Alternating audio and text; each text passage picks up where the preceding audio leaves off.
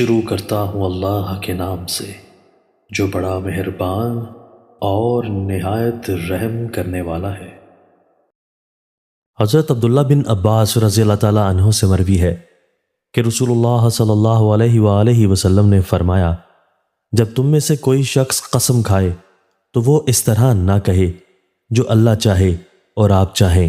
لیکن اس طرح کہے جو اللہ چاہے پھر آپ چاہیں۔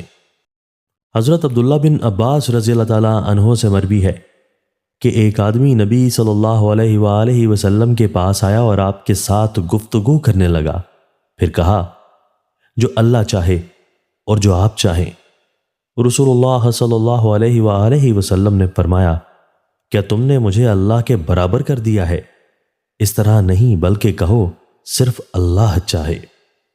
حضرت عبداللہ بن عمر رضی اللہ تعالیٰ عنہ سے مرفوع مروی ہے کہ اللہ کی قسم کھاؤ، اسے پورا کرو، نیکی کرو اور سچ بولو، کیونکہ اللہ تعالیٰ اس بات کو ناپسند کرتا ہے کہ اس کے علاوہ کسی اور کی قسم کھائی جائے۔ حضرت ابو ہریرہ رضی اللہ تعالیٰ عنہ سے مروی ہے کہ رسول اللہ صلی اللہ علیہ وآلہ وسلم نے فرمایا، جب تم میں سے کسی شخص کا اسلام اچھا ہو جائے تو ہر نیکی جو وہ کرتا ہے 10 گناہ سے 700 گناہ تک لکھی جاتی ہے، اور ہر برائی جو وہ کرتا ہے 1 برائی لکھی جاتی ہے، حتیٰ کہ وہ اللہ تعالیٰ سے ملاقات کر لے۔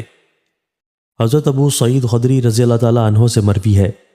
کہ رسول اللہ صلی اللہ علیہ وآلہ وسلم نے فرمایا، جب بندہ مسلمان ہوتا ہے اور اس کا اسلام اچھا ہو جاتا ہے تو اللہ تعالیٰ اس کے لیے سابقہ تمام نیکیاں لکھ دیتا ہے اور گناہ مٹا دیتا ہے، پھر اس کے بعد بدلہ ہوتا ہے، 1 نیکی 10 گناہ سے لے کر 700 گناہ تک، اور برائی 1 ہی لکھی جائے گی، اور اللہ عز و جل اگر چاہے تو اسے بھی معاف کر دے۔ دوستو، اللہ تعالی ہمیں ان احادیث مبارکہ پر عمل کرنے اور اپنی زندگیوں کو سنوارنے کی توفیق عطا فرمائے۔